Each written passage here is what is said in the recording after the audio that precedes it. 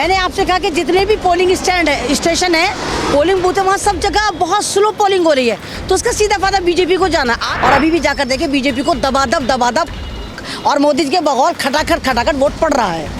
और वही लोगों को शिकायत कि हमने केतली पे बटन दबाया लेकिन आपकी पर्ची नहीं निकल कर आई, क्योंकि मेरा चुनाव चिन्ह केतली था, अच्छा खासा हमारे भी समर्थक थे, तो उन्होंने कहा कि हम आपका ना वो वीवीपैट निकल कर ही नहीं आया। तो सीधा जब इन्होंने पहले नारा कह दिया कि अब की बात 400 पार, तो इसका तो सीधा मतलब था ना कि 400 मशीनों में इन्होंने कहीं ना कहीं गड़बड़ घोटाला करा है। नमस्कार, स्वागत है आपका टाइम्स एक्सप्रेस पर। मैं आपके साथ निशा झा और इस वक्त हमारे साथ बातचीत करने के लिए सामाजिक कार्यकर्ता अहमद रिजवी जी है। आपको बता दें कि आपको पता भी होगा कि अहमद रिजवी आज़ाद समाज पार्टी से चुनाव भी लड़ रही है और आज जैसे कि आप लोग जानते हैं छठे चरण की वोटिंग चल रही है और आज महत्वपूर्ण दिन है क्योंकि दिल्ली में वोटिंग चल रही है।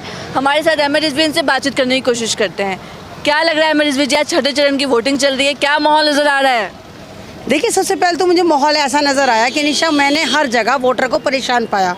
जितने भी पोलिंग बूथ हैं वहाँ पानी की कमी पाई। एक तो पानी है तो बहुत खौलता हुआ पानी है, इतनी बुजुर्ग औरतें थी, मर्द थे, छोटे छोटे बच्चे गोद में थे, बैठने का कोई इंतज़ाम नहीं था। एक तो मतलब ताबड़तोड़ धूप, 48 का टेम्परेचर क्रॉस कर रहा था। मतलब वोटर की इतनी जो एक तरह से आप ये कहिए कि बेहुरमती मैंने पहली बार देखी एज ए प्रत्याशी। मैंने ज़्यादातर पोलिंग बूथ पर जाकर यहाँ पर मुआयना करा, क्योंकि मैंने भी इलेक्शन फ़ाइट करा, मैं भी यहाँ पर फाइट पर हूँ और मेरा चुनाव निशान केतली था। लेकिन मैंने ये देखने के लिए कि देखो वोटर किस तरह परेशान रहता है। बहुत सारे लोगों ने तो मुझसे बोला कि बहन जी आपने पानी रखवा देना था, तो मैंने मजाक में बोला कि भाई वोट तो तुम गठबंधन को दे रहे हो, पानी की उम्मीद मुझसे लगा रहे हो, मैं तो खाली यहाँ की थी भी नहीं।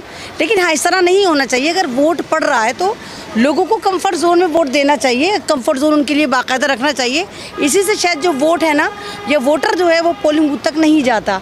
और उसके बाद आप ये देखिए निशा कि इस कदर स्लो वोटिंग हो रही थी यहाँ पर कि कोई हाथ से लिख रहा है, 10-15 मिनट तक एक बंदा भी अंदर नहीं जा रहा कि क्या हो रहा है, किसी काम कर रहे हैं और बंदा वहीं का वहीं खड़ा है, पसीनों में तर है, बच्चे रो रहे हैं, औरतें झल्ला रही हैं, चिलचिलाती धूप है।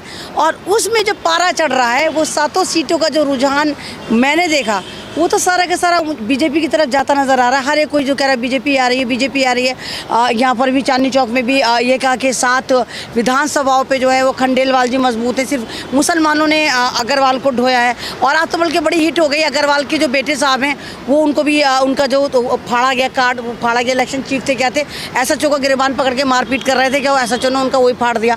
मतलब कि इस तरह की दादागिरी चल रही थी यहाँ पर कि लोग, अग्रवाल साहब को लगा कि भाई मुझे मुसलमान ढो रहे हैं तो बस मैं यहाँ पर दादागिरी दिखाऊंगा।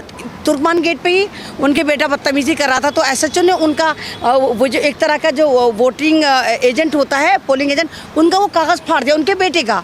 तो मतलब ये कि लोगों को अपने वोट का सही इस्तेमाल मेरे ख्याल से अभी भी नहीं करना है। लोगों को रुझान समझना चाहिए था कि किस तरफ देना चाहिए। गठबंधन ने जो आपको बेवकूफ़ बनाया, और बेवकूफ़ जो बेचारी दिल्ली की जनता बनी, बस दिल्ली की जनता तो ताबड़तोड़ पर कूद गई। माहौल क्या नज़र आ रहा है? आप कह रहे हैं कि हर जगह बीजेपी को वोट जा रहे हैं, जितना आपने जितना सर्वे देखा आपने, तो क्या लग रहा है फिर किसकी जीत हो रही है? देखिए, सोशल मीडिया की बात करें तो बस सोशल मीडिया पे तो गठबंधन की आप लोगों ने सरकार बनवाई थी और कुछ ही दिन में शपथ ग्रहण समारोह आप किसी वक्त भी कर लोगे।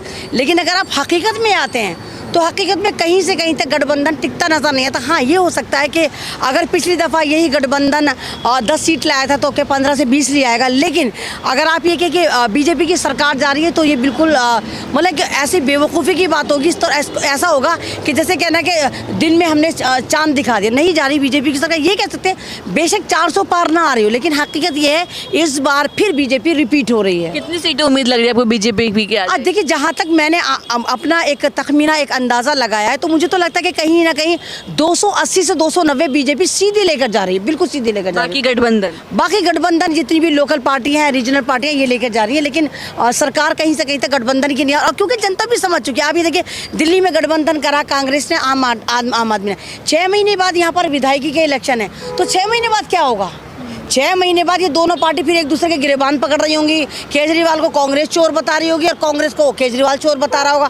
और अभी देखिए, आखिरी चरण में पंजाब में इलेक्शन है और पंजाब में कांग्रेस ने और आम आदमी ने गठबंधन नहीं करा, तो कांग्रेस और आम आदमी पंजाब में किस तरह इलेक्शन फाइट करेगी? वहाँ केजरीवाल को चोर बता रहे होंगे, केजरीवाल कांग्रेस को चोर बता रहा होगा। तो ये सारे के सारे गठबंधन जो होता है ना, जनता को बेवकूफ़ बनाने के लिए करा जाते हैं, इसके अलावा कुछ नहीं होता। लेकिन जो अहमद रिजवी, जिसे हम जानते थे, जो जिनका इंटरव्यू हम 3 साल से ले रहे हैं वो हमेशा कांग्रेस के सपोर्ट में रहती थी, बीजेपी को हमेशा घेरती थी, लेकिन इस बार क्या अभी कह रही मैं बीजेपी को अभी मैंने लोग बीजेपी की तरफ क्यों जा रहे हैं? जब प्रज्वल रेवन्ना का मामला है, मणिपुर का मामला, पहलवान बेटियों का मामला है, ये सब जनता तक नहीं। मैंने आपसे कहा कि जितने भी पोलिंग स्टेशन है, पोलिंग बूथ है, वहाँ सब जगह बहुत स्लो पोलिंग हो रही है, तो उसका सीधा फायदा बीजेपी को जाना। आप ये देखिए कि बहुत सारी जगह मैंने 2 बजे 2:30 बजे जाके मालूम कर, तो वहाँ मात्र 20% पोलिंग हुई, तो 80% पोलिंग 3 घंटे में कैसे होगी?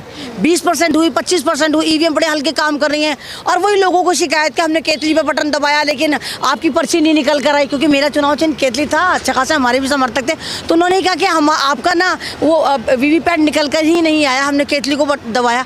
तो बहुत सारी जगह ज़रूरी नहीं है कि आप गठबंधन करें या कुछ करें, ज़रूरी ये भी था कि सबसे पहले जो लड़ाई लड़नी थी हिंदुस्तान में वो ईवीएम की लड़ाई लड़नी थी, ईवीएम की सुप्रीम कोर्ट में जाकर लड़नी थी, कि वीवीपैट की लड़ाई लड़नी थी, जो नहीं लड़ पाए। सुप्रीम कोर्ट ने खुद मना कर दिया कि नहीं जी, उसको ईवीएम पे कोई शक ही नहीं है, वो वीवीपैट को भी उसने मना कर दिया। तो ये तो सीधा जब इन्होंने पहले नारा कह दिया कि अब की बार 400 पार, तो इसका तो सीधा मतलब था ना कि 400 मशीनों में इन्होंने कहीं ना कहीं गड़बड़ घोटाला करा है। तो आपको लग रहा है कि ईवीएम में गड़बड़ी है इसलिए? नहीं, देखिए ईवीएम में गड़बड़ी तो होती है, बहुत सारे लोग अभी भी मुझे कॉल करके कह रहे हैं कि देखना जी बीजेपी ने बहुत सारी मशीनों में 21% से आगे चालू करा, यानी 21% वोट उसे पहले ही पड़ चुके थे। भाई लोगों का कहना है, अब वही वाली बात है कि लोगों के दिमाग में इतनी बुरी तरह भर दिया गया कि ईवीएम में गड़बड़ी होती है, ईवीएम में गड़बड़ी होती है, कि अगर ईवीएम में गड़बड़ी भी नहीं होती, एक नैरेटिव आपके दिमाग में सेट कर दिया गया, और भारत की जनता के दिमाग में ये सेट कर दिया गया अगर आपके मोदी जी रिपीट हो गए, संविधान खा जाएंगे, मुसलमानों को भगा देंगे, ये कर देंगे, वो कर देंगे। संविधान है कोई, ये कोई चिड़िया तो है नहीं मौसमी चिड़िया की सर्दी में आके बैठी है, बरसात में फुर्र हो गई। संविधान नहीं बदला जाएगा, बहुत मुश्किल से संविधान लिखा गया, और अगर संविधान बदला जाता तो बीजेपी के पास 10 साल थे, 10 साल में इसने कुछ नहीं करा, और संविधान बदलना इतना आसान नहीं है। सारे के सारे दलित और जितना भारत की सही बुद्धिजीवी है नोच के नहीं खा जाएंगे, संविधान नहीं बदला जाएगा। जैसे कैसे देख रही है सीएम अरविंद केजरीवाल के 2 इंटरव्यू लिए गए चैनल के द्वारा? केजरीवाल ने इंडिया टुडे में कहा कि उन्होंने मेरे इंटरव्यू को टेलीकास्ट नहीं किया, उन पे दबाव है। क्या आपको लगता है तानाशाही है? नहीं, ये तो केजरीवाल साहब को उधर फुटेज खाने की बड़ी बीमारी है, और दिल्ली की जनता भी केजरीवाल को समझ चुकी है। मैं तो यही कह रही हूँ कि दिल्ली की जनता तो, दिल्ली के जो खासकर मुसलमान हैं वो तो केजरीवाल से नाराज़ थे।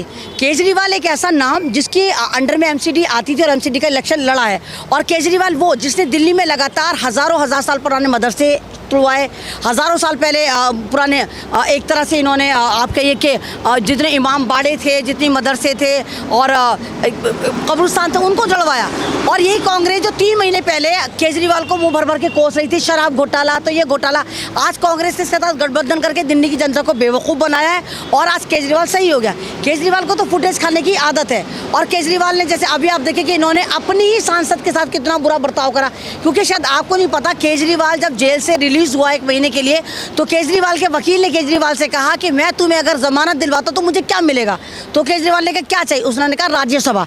केजरीवाल को लगा स्वाति मालीवाल को तो मैंने अभी भी राज्यसभा दी है, बाहर जाऊंगा स्वाति मालीवाल को बुलवाऊंगा, राज्यसभा से वो रिजाइन कर देगी, आराम से हो जाएगा। लेकिन स्वाति मालीवाल जब इनके घर जाती है तो स्वाति मालीवाल अपनी सदस्यता खत्म करने को मना कर देती है कि मैं राज्यसभा ऐसे नहीं दूंगी।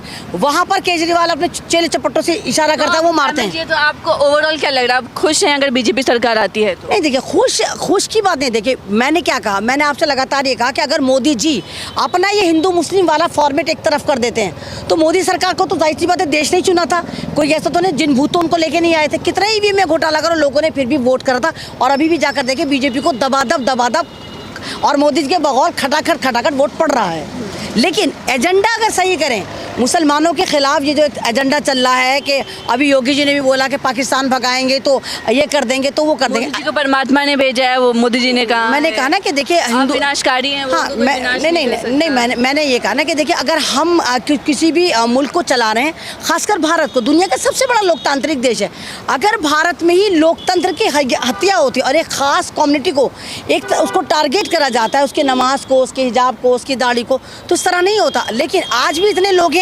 बीजेपी में जो बीजेपी को वोट करते हैं, बीजेपी की एक तरह से कहिए जो स्कीम है उससे खुश हैं, लेकिन लोग बस बीजेपी के जो हिंदू मुस्लिम वाला एक एजेंडा है इससे खुश नज़र नहीं आते। अगर बीजेपी इस एजेंडे को भी सही कर ले तो मेरा ख्याल से 75 साल तक ये भी रिपीट होगी। चलिए ठीक है, तो ये थी हमारे साथ अहमद रिजवी जी, इनको आप सुन रहे थे, बने रहे हमारे साथ, धन्यवाद।